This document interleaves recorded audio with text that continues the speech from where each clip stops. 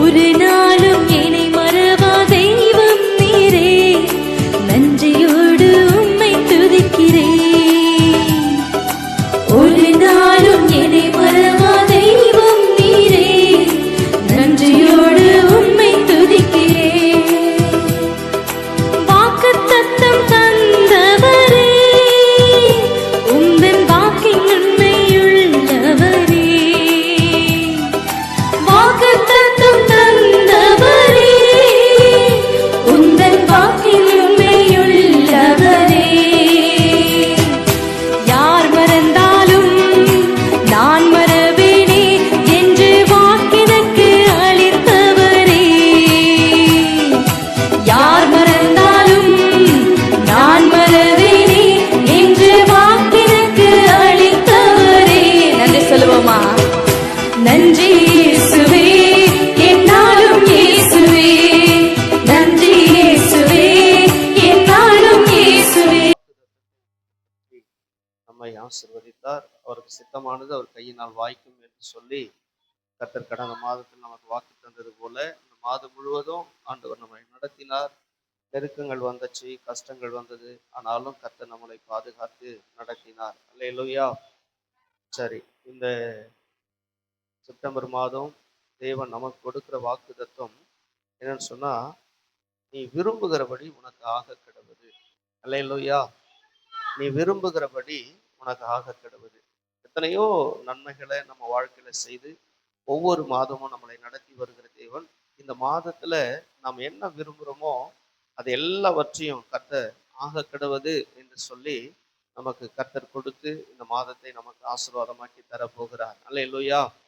எவ்வளோ கஷ்டங்கள், எவ்வளோ வருத்தங்கள், எவ்வளோ துன்பங்கள், எத்தனையோ பாடுகள், எத்தனையோ நேரங்களில நமக்கு இது நடக்குமா நடக்காதா, இது கிடைக்குமா கிடைக்காதான்னு சொல்லி காத்துட்டு இருந்தவர்களுக்கு கர்த்தர் இந்த மாசத்துல என்ன வாக்கு பண்றாருன்னா, எதுவாக நீ விரும்புறியோ அதெல்லாம் உன் வாழ்க்கையில ஆக கிடவது என்று சொல்லி கர்த்தர் அதை அப்படியே செய்து முடிக்க போகிறார். அல்லேலூயா.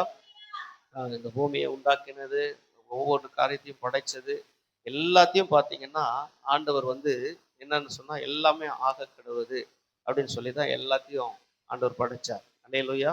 அது எல்லாம் நல்லதுன்னு சொல்லி கண்டாராம். அல்லேலூயா. இதெல்லாம் நல்லதுன்னு சொல்லி கண்டாராம். அதனால இந்த மாசத்துல கர்த்தர் நமக்கு கொடுக்கிற வாக்கு தத்துவம் மத்திய எழுதின சுவிசேஷம் 15வது அதிகாரம் 28வது வசனத்தை இன்னைக்கு நம்ம தியானிக்க போகிறோம். வாசிக்கலாம். இயேசு அவளுக்கு பிரதியுத்தரமாக, ஸ்திரீயே, உன் விசுவாசம் பெரியது, நீ விரும்புகிறபடி உனக்கு ஆக கடவது என்றார். அந்நேரமே அவள் மகள் ஆரோக்கியமானாள். அல்லேலூயா. இங்க ஒரு நல்ல சம்பவத்தை நம்ம பார்க்கிறோம். இந்த சம்பவம் என்னன்னா, ஒரு கானானிய ஸ்திரீனுடைய மக கொடிய பிசாசினால் வேதனைப்பட்டு மரண அவஸ்தைக்குள்ளா இருக்கிறார். இயேசு கிறிஸ்து தீரு சீதோன் பட்டணங்கள் வழியாக அந்த கானான் தேசத்துக்கு வருகிறார். அல்லேலூயா.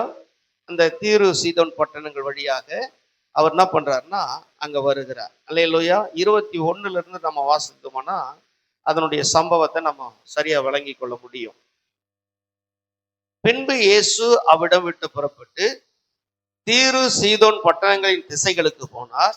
அப்பொழுது அந்த திசைகளில் கூடியிருக்கிற கானானிய ஸ்திரீ ஒருத்தி அவரிடத்தில் வந்து, ஆண்டவரே, தாவீதின் குமாரனே, எனக்கு இறங்கும், என் மகள் பிசாசினால் கொடிய வேதனை படுகிறாள் என்று சொல்லி கூப்பிட்டாள். அவளுக்கு பிரதியுத்தரமாக அவர் ஒரு வார்த்தையும் சொல்லவில்லை. அப்பொழுது அவருடைய சீஷர்கள் வந்து, இவள் நம்மை பின்தொடர்ந்து கூப்பிடுகிறாளே, இவளை அனுப்பிவிடும் என்று அவரை வேண்டிக் கொண்டார்கள். அதற்கு அவர், காணாமற் போன ஆடுகளாகிய இஸ்ரவேல் வீட்டாரிடத்திற்கு அனுப்பப்பட்டேனே அன்றி மற்றபடி அல்லவென்றார். அவள் வந்து, ஆண்டவரே, எனக்கு உதவி செய்யும் என்று அவரை பணிந்து கொண்டாள். அவர் அவளை நோக்கி, பிள்ளைகளின் அப்பத்தை எடுத்து நாய்க்குட்டிகளுக்கு போடுகிறது நல்லதல்ல என்றார். அதற்கு அவள், மெய்தான் ஆண்டவரே, ஆகிலும் நாய்க்குட்டிகள் தங்கள் எஜமான்களின் மேச்சையிலிருந்து விழும் துணிக்கைகளை தின்னுமே என்றாள். அல்லேலூயா. நல்லா கவனிக்கணும் பிரியமான தேவ பிள்ளைங்கள. இந்த இடத்துல ஒரு முக்கியமான ஒரு சம்பவத்தை குறித்து ஆண்டவர் நமக்கு சொல்றாரு. என்னன்னா, இந்த கானானிய ஸ்திரீ, அதாவது ஒரு புறஜாதியான பெண், கர்த்தருடைய அஹ், நன்மைகளை பெற்றுக்கொள்ளணும்னு சொல்லி, ஏன்னா இயேசு எப்படிப்பட்டவர், இயேசு எப்படிப்பட்ட அற்புதங்களை செய்வார், இயேசு யாருக்கெல்லாம் அதை செய்வார்னு சொல்லி அறிந்திருந்த இந்த கானானிய ஸ்திரீ இயேசுவின் இடத்தில் வருகிறார். அவளுக்கு ஒரே ஒரு மக. அந்த மக ரொம்ப கொடிய பிசாசினால் வாதிக்கப்பட்டு அந்த பிள்ளை ரொம்ப வேதனைப்படுகிறத தாய் அறிந்து பல காரியங்களை அந்த பிள்ளைக்காக அவ செய்திருக்கிறார். அல்லேலூயா.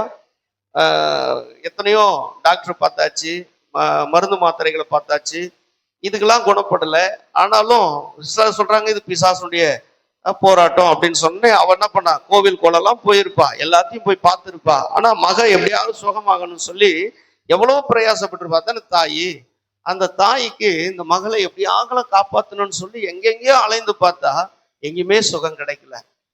ஆனா இயேசு அந்த தீரு சீதோன் வழியா இந்த பட்டணத்துக்கு வருகிறார் என்று சொல்லி கேள்விப்பட்ட மாத்திரத்துல இயேசுனிடத்துல வந்து நிற்கிறார். அல்லேலூயா. வந்து என் மக கொடிய பிசாசினால் வேதனைப்படுகிறா, அவளை நீங்க சுகமாக்கணும் அப்படின்னு சொல்லும்போது இயேசு வாயை திறக்கல.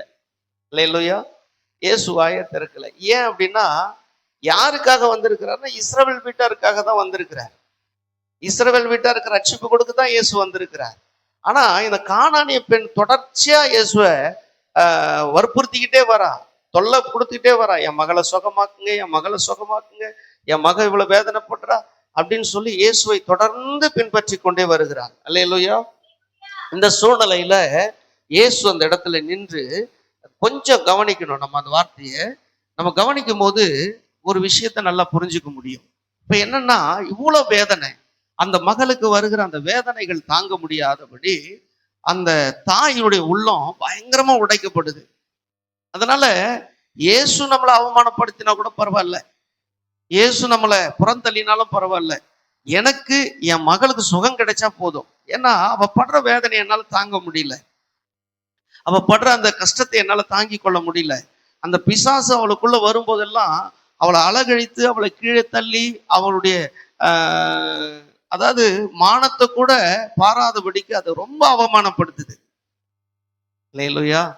ரொம்ப அவமானப்படுத்துது, ரொம்ப அசிங்கப்படுத்துது. என் மக அந்த கொடிய பிசாசு அவளுக்குள்ள வரும்போதெல்லாம் அவளே இல்லை. அவ என்ன பண்றான்னு சொன்னா, அந்த பெண்ணென்ற நிலைமையே மறந்து அவளுடைய ஆடை ஒதுங்கிறது, அவ விழுந்து அலங்கோலமா கீழே புரள்றது, இப்படி பிசாசுனால வாதிக்கப்படுகிற இந்த நிலைகள்லாம் பார்த்து இந்த தாய்க்கு ஒரு வேதனை. எனக்கு என்ன அவமானம் வந்தாலும், எனக்கு என்ன கஷ்டம் வந்தாலும் இயேசு சாமி தான் என் மகளுக்கு சுகம் தர முடியும்னு சொல்லி அவரை வற்புறுத்திக்கிட்டே வரா. அல்லேலூயா. பின்பற்றிக்கிட்டே வரா, தொடர்ந்து அவரை தொல்லை பண்ணிக்கிட்டே வரா. ஆனா இயேசு அதை சுத்தமா கண்டுக்கவே இல்லை. அல்லேலூயா. அல்லேலூயா. அங்க பாருங்க, வசனம் 23 சொல்லுது, அவளுக்கு பிரதியுத்தரமாக அவர் ஒரு வார்த்தையும் சொல்லவில்லை. அல்லேலூயா. ஒரு வார்த்தை கூட சொல்லல. அல்லேலூயா. அவ சொல்ற அந்த ஸ்டேட்மெண்ட் பாருங்க, தாவீதின் குமாரனே எனக்கு இறங்கும். அல்லேலூயா. தாவீதின் குமாரனே எனக்கு இறங்கும். ஏன்னா இவ யாரு அப்படின்றது இயேசுக்கு தெரியும். ஆனா இயேசு யாருன்றது இவ கண்டுபிடிச்சிட்டா பாருங்க.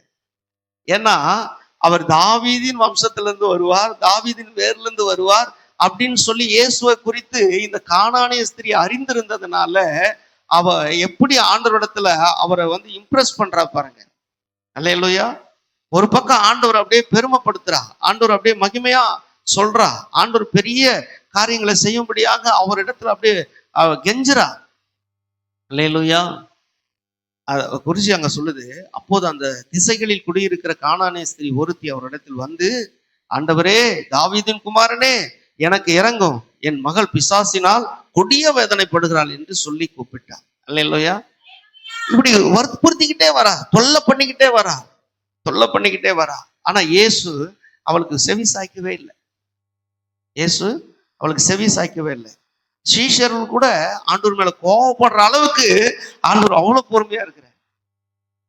அவ்வளவு கல் நெஞ்சம் கொண்டவரா நம்முடைய ஆண்டவரு. அல்லேலூயா. அவ்வளவு கடினப்படுத்துறவரா, அவ்வளவு கஷ்டப்படுத்துறவரா அப்படின்னா அப்படி இல்லை அர்த்தம். அல்லேலூயா. அல்லேலூயா. ஏன்னா தன்னோடு இருக்கிற சீஷர்களுக்கு கூட தேவனுடைய அன்பை குறித்து, தேவனுடைய இரக்கத்தை குறித்து, அவர் செய்கிற அற்புதங்களை குறித்து கவலை இல்லாம போயிருச்சு. அல்லேலூயா.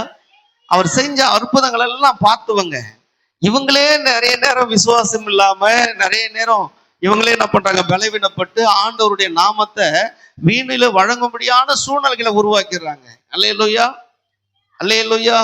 இப்படி இருக்கிற இந்த சூழ்நிலையில இயேசு அந்த இடத்துல நின்று அவ பேசுகிறது எல்லாம் கவனிச்சாலும் கவனிக்காதவர் போல போற, கண்டுக்காதவர் போல அங்க பாருங்க, வசனம் சொல்லுது, ஒரு வார்த்தையும் அவளுக்கு சொல்லவில்லை. அப்போது அவருடைய சீஷர்கள் வந்து, இவள் நம்மை பின்தொடர்ந்து கூப்பிடுகிறாளே, இவளை அனுப்பிவிடும் என்று அவரை வேண்டிக் கொண்டார்கள். அல்லேலூயா.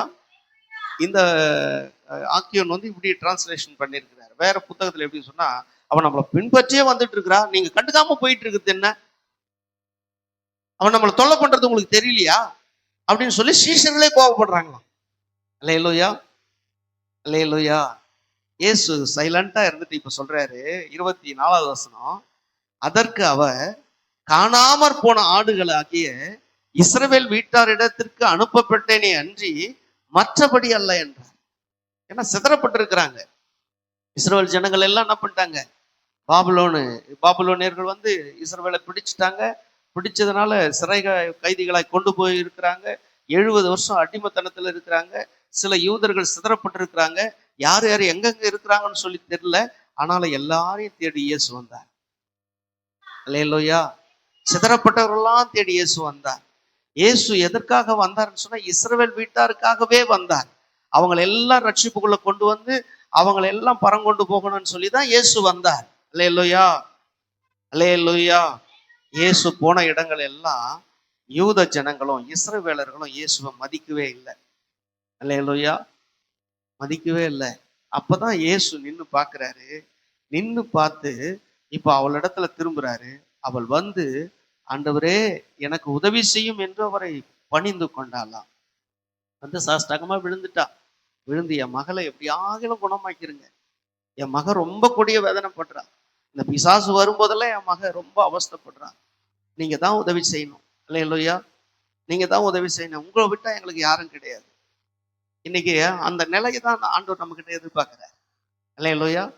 நமக்கு இவங்க இருக்கிறாங்கோ, நமக்கு அவங்க இருக்கிறாங்கோ, நமக்கு நல்ல செல்வ செழிப்பு இருக்குது, நமக்கு நல்ல வேலை இருக்குது, நல்ல அழகு இருக்குது, நல்ல படிப்பு இருக்குது அப்படின்னு நம்ம இதெல்லாம் பார்த்துட்டு இவரை நம்ம விட்டுறக்கூடாது. அல்லேலூயா.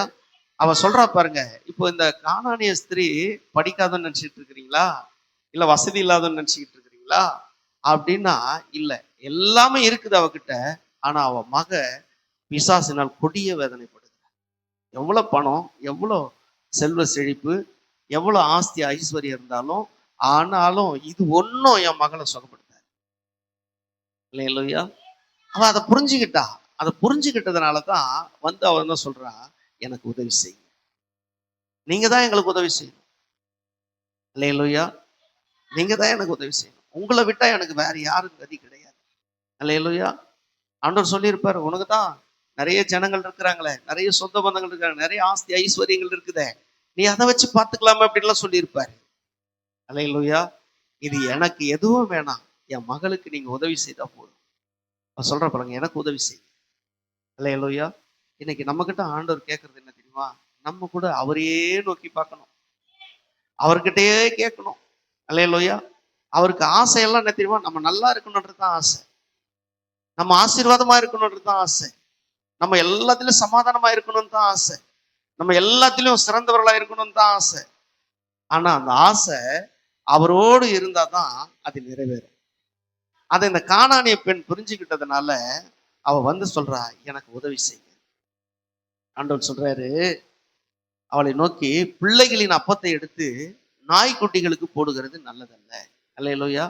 இப்ப அவ கேட்டது என்னது, அவ கேட்டது என்னது, அவ கேட்டது என்னது, அவ மகளை சுகமாக்கணும். இதுதான விஷயம். அல்லேலூயா. என் மகளுக்கு சுகம் வேணும், ஏன்னா அந்த பிசாசு வரும்போதெல்லாம் அவ கொடிய வேதனைப்படுறான். இதுதான விஷயம். இங்க அப்பத்தை குறிச்சு ஏன் பேசுறாரு? அல்லேலூயா. இதுக்கு நம்ம புரியணும்ல. அல்லேலூயா. இதோ வாசற்படி நின்று கதவை தட்டுகிறேன், ஒருவன் சத்தத்தை கேட்டு அவன் இதயத்தின் கதவை திறந்தா அவன் வீட்டுக்குள்ள வந்து நான் அவனை ஆசீர்வதிப்பேன்னு சொல்லிருக்கணும்ல. அங்க என்ன சொல்றாரு?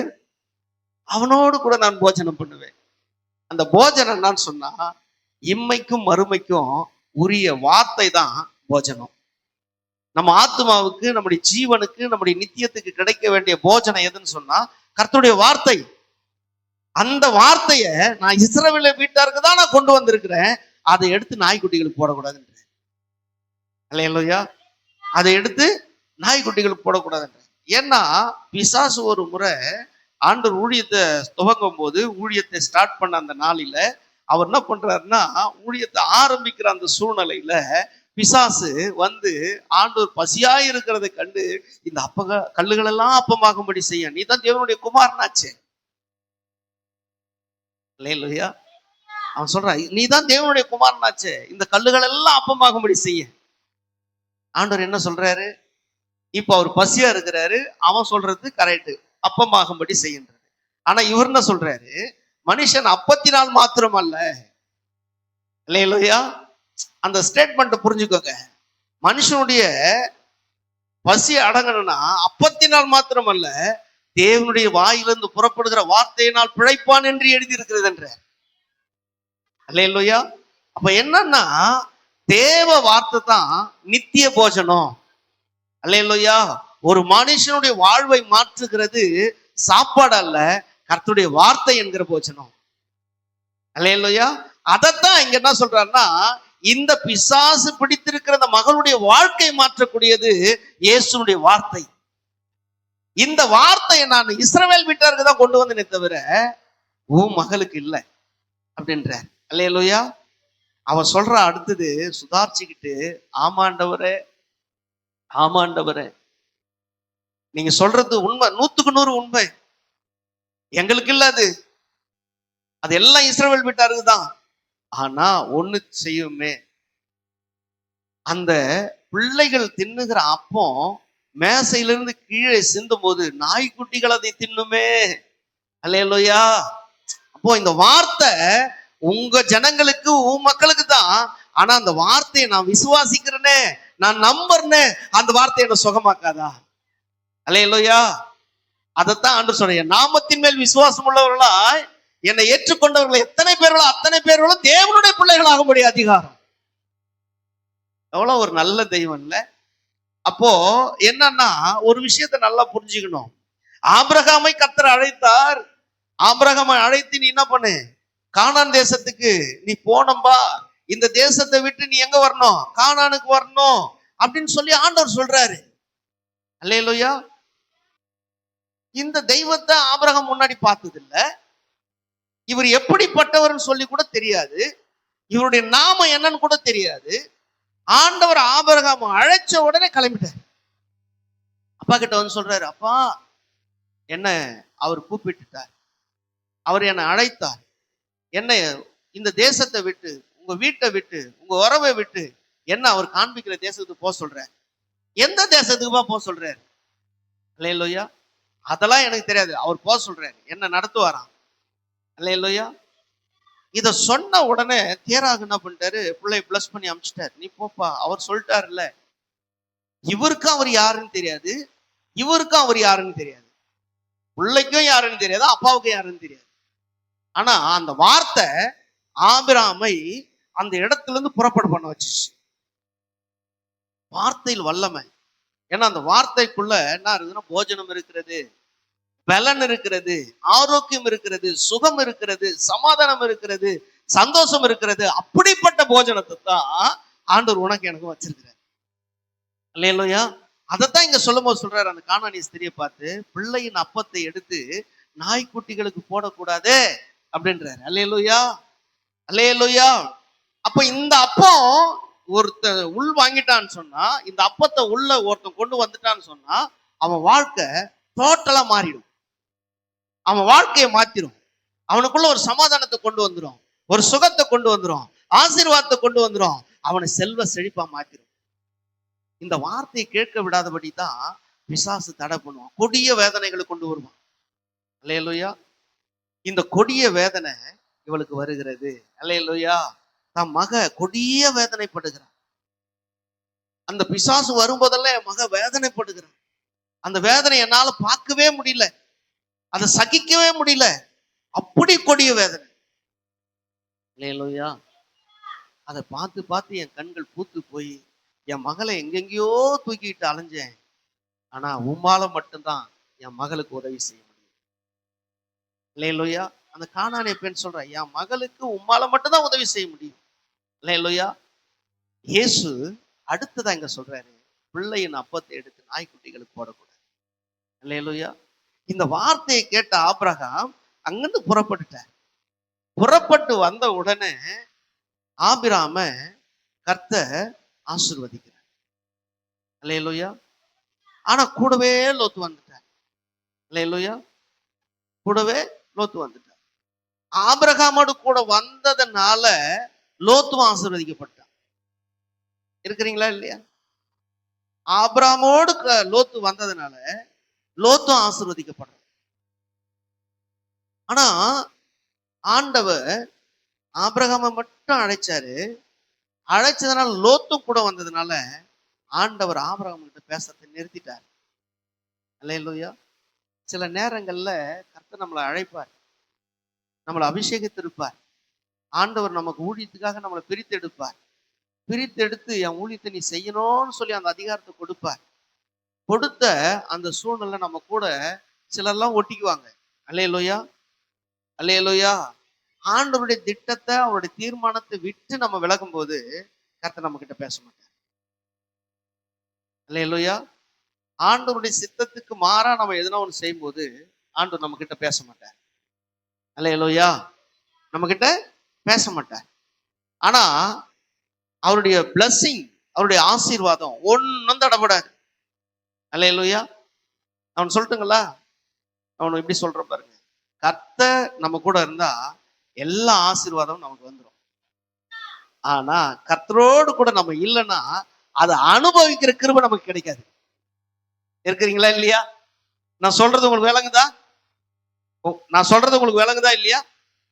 அல்லேலூயா. நான் சொல்றது உங்களுக்கு விளங்குதா? என்ன பாருங்க, என்ன பாருங்க. நான் சொல்றது உங்களுக்கு புரியுதா? புரிஞ்சுதுன்னா ஒரு அல்லையா சொல்லுங்க. அல்லேலூயா. எப்பவுமே தேவ பிள்ளைகளுக்கு ஒரு ஆசீர்வாதம் எப்பவுமே இருக்கும். ஏன்னா நம்ம தேவனுடைய பிள்ளைகள். அவர் நமக்கு அப்பா தான், நம்ம அவருக்கு பிள்ளை தான். இது நமக்கு நல்லா தெரியும், அவருக்கு நல்லா தெரியும். அதனால என் பிள்ளை எங்கேயுமே தரித்திரனா இருக்கக்கூடாது, என் பிள்ளை எங்கேயுமே தரித்திரனா இருக்கக்கூடாதுன்னு சொல்லி அவர் ஆசீர்வச்சிருவார். அவருடைய ஆசீர்வாதம் நம்ம மேல எப்ப நிறைவா இருந்துகிட்டே இருக்கும். ஆனா ஒண்ணு மட்டும் பாருங்க, நம்ம அவரோடு கூட இருக்கிறத நம்ம மறந்துட்டோம்னா, நம்ம அவரோடு கூட இருக்கிற உறவை நம்ம கெடுத்துக்கிட்டோம்னா, ஆனா எல்லாமே நம்ம கிட்ட இருந்தாலும் அதை அனுபவிக்க நமக்கு கிருபை கிடைக்காது. அல்லேலூயா. சொல்றது விளங்குதா? விளங்குச்சுன்னா ஒரு அல்லையா சொல்லி இருக்கணுமே. விளங்குதா அப்படின்னா விளங்குது. புரியுதா? புரியுது அப்படின்னு தலையாட்டுறதுக்கு இல்லை. உங்களுக்கு அந்த வார்த்தை வரும்போது அதை உள்வாங்கிறது எதுன்னு சொன்னா ஆண்டவருடைய நாமத்தை மகிமைப்படுத்தி அல்லேலூயா சொல்லணும். அல்லேலூயா. இப்போ ஆபிரகாமோடு கூட லோத்து வந்துட்டான். ஆபிரகாமுடைய ஆஸ்தியும் லோத்துடைய ஆஸ்தியும் பூமி தாங்க முடியாத அளவுக்கு வந்துடுச்சு. இருக்கிறீங்களா? அல்லேலூயா. அவ்வளவு ஆஸ்தி. இப்போ லோத்துடைய மந்தமேவிற்கும் ஆபிரகாமுடைய மந்தமேவிற்கும் சண்டை வருது. ஏன்னா இவங்களுடைய மந்தயம் பெருகி போச்சு, அவங்களுடைய மந்தயம் பெருகி போச்சு. இருக்கிறது ஒரே ஒரு துறவு. அந்த துறவுல இருக்கிற தண்ணி எடுத்து ஆபிரகாமுடைய மந்த மேய்ப்பர் என்ன பண்றாங்க, ஆடுகளுக்கு ஊத்திட்டு இருக்கிறாங்க. அவன் லோத்துடைய மந்த மேய்ப்பர் என்ன பண்றாங்கன்னா, என் ஆடுகள்லாம் ரொம்ப பட்னிய பசியமா இருக்கு, தண்ணி கொடுக்காம நீங்களே வச்சுட்டு இருக்கீங்களா அப்படின்னு சொல்லிட்டு சண்டை போடுறாங்க. அல்லேலூயா. இத பாக்குறான் லோத்து தூரத்துல இருந்து. இவங்க போயிட்டு ஆபிரகாம் மேய்ப்பர்களோட சண்டை போடுறாங்க. அங்க பாக்குறாரு ஆபிரகாம், இவங்களுக்கு ரெண்டு பேரும் ஏன் சண்டை போட்டுக்கிறாங்க, நம்ம சகோதரர்களாச்சுன்னு சொல்லி அங்கிருந்து ஆபிரகாம் என்ன பண்றாரு, எழுந்து வந்து சமாதானப்படுத்த வர்றாரு. ஆனா லோத்து இங்க தடிக்கு முத்திக்கின்னு வர்றான், அடிக்கு. இருக்கிறீங்களா இல்லையா? அல்லேலூயா. உனக்கு இந்த ஆஸ்தி ஐஸ்வர்யம் எல்லாம் யாரால வந்துச்சு? யாரால வந்துச்சு? ஆபிரகாமால வந்துச்சு உனக்கு. அல்லேலூயா. அந்த உணர்வு, அந்த ஞானம் உனக்கு இருந்திருக்கணும். அல்லேலூயா. தடிக்கொம்ப தீங்கன்னு வர்ற, எப்படிடா ஆளுக்கு மேல கை வைப்பேன்? ஆபிரகாம் பொறுமையா சொல்றாரு, அப்பா நீ நானும் சகோதரன், நீ நானும் சகோதரன். எப்பவுமே தேவன் ஆசீர்வதிக்கிற பாத்திரம் எப்படி தெரியுமா இருக்கான்? அலும்பாது ததும்பாது. நிறை குடம் எப்பவுமே என்ன பண்ணாதான் சொல்லுங்க, நிறை குடம் ததும்பாது. அல்லேலூயா. ஏன்னா அது நிறைஞ்சிருக்குது. இந்த அரை குடம் தான் என்ன பண்ண, இப்படி அப்படியே ஆடி கிடக்கும். உள்ளேயும் ஆடும், வெளியும் அது தெரியும் ஆடுறது. அல்லேலூயா. இருக்கிறீங்களா இல்லையா? அப்ப தேவனால் அபிஷேகம் பண்ணப்பட்டு தேவன் பயன்படுத்துகிற பாத்திரம் என்னைக்குமே நம்ம அதை பதட்டப்படாது, எதிலுமே என்ன பண்ணாது, பதஷ்டமா இருக்காது. அல்லேலூயா. இப்போ நல்லா கவனிங்க, இந்த ஆபிரகாம் கூலா வந்து சொல்றாரு, நீ நானும் சகோதரன்பா, நம்ம எதுக்கு அடிச்சுக்கணும், நம்ம எதுக்கு சண்டை போட்டுக்கணும், தேசம் நமக்கு முன்னாடி இருக்குது. உனக்கு எந்த தேசத்துக்கு நீ போனன்னு நினைக்கிற அங்க போய்க்கு. நீ வடக்கு போனேன்னா நான் தெற்கு போறேன், நீ கிழக்கு போனேன்னா நான் மேற்கு போறேன், எப்படியோ நீ போ, நம்ம சண்டை இருக்கக்கூடாது. அல்லேலூயா. ஆபிரகாமை விட்டு லோத்து அப்படியே பசுமையா இருக்கிற இடத்த பார்த்து போயிட்டான். போனதுனால என்னாச்சு அப்படின்னு சொன்ன, அழிவு மேல அழிவு, அடி மேல அடி. அல்லேலூயா. ஒரு முறை பாருங்க, லோத்துடைய உடைமைகள் எல்லாம் இந்த அமலேக்கர் வந்து எல்லாத்தையும் அடிச்சுட்டு போயிட்டான். அல்லேலூயா. எல்லாத்தையும் அடிச்சுட்டு போயிட்டான். ஆபிரகாமை விட்டு போய் ஒரு சில வருஷங்களுக்கு கடந்த பிறகு அவன் சோதோம்ல இருக்கிறான். அங்க இருக்கும்போது அவனுடைய உடைமைகளை எல்லாத்தையும் அமலேக்கர் வந்து எல்லாத்தையும் தூக்கிட்டு போயிட்டாங்க. எல்லாத்தையும், குழந்தை குட்டி எல்லாத்தையும் திருப்பிட்டு போயிட்டான். அல்லேலூயா. இந்த செய்தி ஆபிரகாம் வருது, நம்மளை அங்க வச்சுக்குவோம், நம்மளை எங்க வச்சுக்குவோம், ஆபிரகாம் இடத்துல வச்சுக்குவோம். அல்லேலூயா. வச்சுக்குவோம். இப்போ நம்ம கிட்ட சண்டை போட்டு போனவங்க, நம்மளை சபிச்சுட்டு போனவங்க, நம்மளை திட்டிட்டவங்க, நம்மளை வந்து ஒன்னுத்துக்கு உதவாதுன்னு சொன்னவங்க, இதெல்லாம் பிழைக்கவே பிழைக்காதுன்னு சொன்னவங்க, இப்ப எல்லாருமே நம்ம விட்டுட்டு எவ்வளவு சபிச்சுட்டு போனாங்களோ அவங்க ஆபத்துல மாட்டிக்கினாங்கன்ற ஒரு செய்தி உனக்கு வந்தனா நீ என்ன பண்ணுவ? நீ சொல்லு ஸ்ரீமதி, என்ன பண்ணுவ?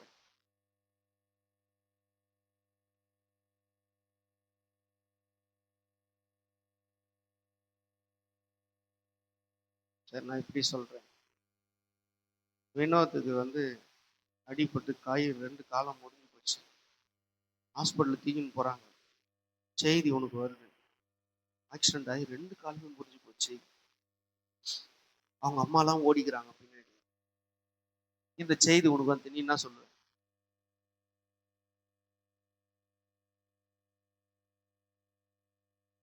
கலங்குதா? இப்போ மனுஷனுடைய இயல்பான குணமே இதுதான், மனுஷனுடைய இயல்பான குணமே இதுதான். இப்ப நல்லா கவனிங்க, நல்லா கவனிங்க. ஒரு விஷயத்தை நம்ம விளங்கிக்கணும், ஒரு விஷயத்தை நம்ம விளங்கிக்கணும். மனுஷனுடைய இயல்பான குணம் எதுன்னா, நம்முடைய எதிரிகளுக்கு வருகிற தீமையில சந்தோஷப்படுற குணம். அல்லேலூயா, அல்லேலூயா. ஆனா ஆபிரகாமுக்கு அப்படி இல்லை. செய்தியை கேள்விப்பட்ட உடனே அவன் என்ன பண்றான்னா, எழும்பி எங்க போறான் தெரியுமா?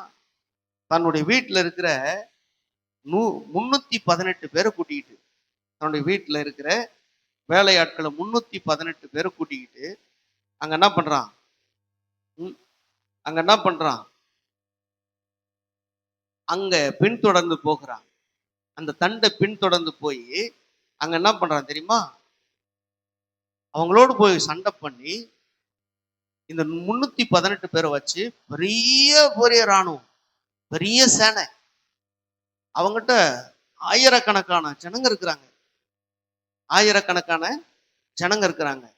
அவ்வளவு ஜனங்களையும் இந்த 318 பேரை வச்சு அவங்கள வெற்றி பெற்று அந்த தண்டையெல்லாம் திருப்பின்னு வந்தானா. வந்து கொண்டு போய் யாருக்கிட்ட கொடுத்துட்டான்? சகோதரங்கிட்ட கொடுத்துட்டான். அப்பயாவது அவன் என்ன பண்ணிருக்கணும்? அண்ணா என்னை மன்னிச்சிடுங்க, சித்தப்பா என்னை மன்னிச்சிடுங்க, நான் தெரியாம பாவம் செஞ்சுட்டேன் அப்படின்னு சொல்லி வந்திருக்கணுமா? வந்திருக்க கூடாதா? வரல. அல்லேலூயா. சரி, நாங்க இங்கே இருந்துக்கிறோம், நீங்க போங்கன்னு சொல்லிட்டாங்க. உடனே ஆபிரகாம் என்ன பண்ணிட்டாரு? திரும்பி வந்துட்டார். அல்லேலூயா, அல்லேலூயா. சில காலமானது. ஏன்னா ஆபிரகாம் இதெல்லாம் செய்யறத ஆண்டவர் பரத்துல இருந்து பார்த்துக்கிட்டே இருக்கிறேன். அல்லேலூயா. தேவ பிள்ளைகளை, நம்ம சபைக்கு வர்றதுனால, ஆண்டவரை ஏற்றுக்கொண்டதுனால இன்னைக்கு ஒருவேளை நம்ம கஷ்டப்படலாம். ஒரு காலம் வரும்போது நம்மளை அறியாமலே நமக்குள்ள ஒரு ஆசீர்வாதம் வந்துகிட்டே இருக்கும். அல்லேலூயா. வீடு வாசல் இல்லாம இருந்திருப்போம், வீடு வாசல் வந்திருக்கோம். பசியும் பட்டினியுமா இருந்திருப்போம். இன்னைக்கு பசி பட்டினிக்கே வாய்ப்பு இல்லாத அளவுக்கு ஆண்டவர் ஆகாரத்தை கொடுத்திருப்பாரு. அன்னைக்கு யாராவது ஒரு வீட்டுக்கு போய் சாப்பிடலாமான்னு தோணி இருக்கும். இன்னைக்கு எத்தனை பேர் வந்தாலும் அத்தனை பேரையும் போஷிக்க, சாப்பாடு கொடுக்க கர்த்தர் உதவி செய்யறார். அல்லேலூயா. சரி, அக்ஷய்க்காக ஒரு ஜெபம் பண்ணிடலாம். அவர் இன்னைக்கு மேட்சுக்கு போறார். ஏன்னா ஸ்கூல்ல இருந்து இப்போ தமிழ்நாடு முழுவதும் டோர்னமெண்ட் நடந்துட்டு இருக்குது. ஃபுட்பால் மேட்சுக்கு போறாரு. 2 மேட்ச் அவங்க வின் பண்ணிட்டாங்க. இது ஃபைனல் மேட்ச்சு. இதில் வந்து வின் பண்ணி சிஎம் கையில் அவங்க பரிசு வாங்கணும். இதுதான் அவங்களுடைய லக்கு. 2 மேட்ச்சு ஆடிட்டு வந்துட்டாங்க. 2 மேட்ச்லேயும் அவங்க என்ன பண்ணியிருக்காங்க, வின்னர் ஆயிருக்கிறாங்க. இது ஃபைனல் மேட்ச். சரியா, கர்த்தர் அவனுக்கு நல்ல ஒரு கிருபை தந்து இவனோடு கூட இருக்கிற அந்த 11 பேரா 12 பேராப்பா? எத்தனை பேர் உங்கள் டீமு அப்பா? 12 பேரா?